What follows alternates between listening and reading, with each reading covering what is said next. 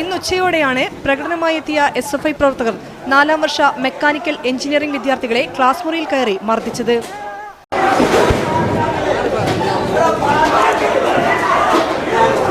ഉച്ചഭക്ഷണം കഴിച്ചുകൊണ്ടിരുന്ന കുട്ടികളെ പാത്രം ഉപയോഗിച്ച് മർദ്ദിച്ചതായി വിദ്യാർത്ഥികൾ ആരോപിച്ചു.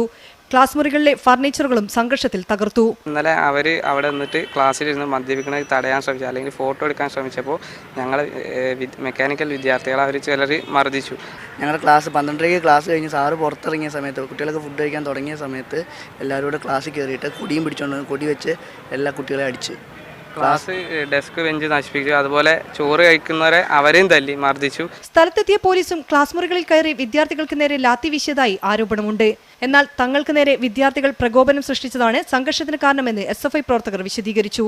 SFIന്റെ ബോർഡുകൾ കാര്യങ്ങൾ ഈ കോളേജിൽ അവർ നശിപ്പിക്കുകയും അതിന് പ്രതിഷേധ പ്രകടനം വിളിച്ച് ഉച്ചയ്ക്ക് പോയപ്പോൾ പ്രകോപനം ഉണ്ടാക്കുകയും യാതൊരു വിധത്തിൽ അങ്ങോട്ടേക്ക് നമ്മൾ പ്രകോപനം ഉണ്ടാക്കിയില്ല. ഇങ്ങോട്ടേക്ക് പ്രകോപനം ഉണ്ടാക്കുക SFI യൂണിറ്റ് പ്രസിഡന്റ് അടക്കമുള്ള ആളുകളെ ക്രൂരമായി മർദ്ദിക്കുകയും ചെയ്തു.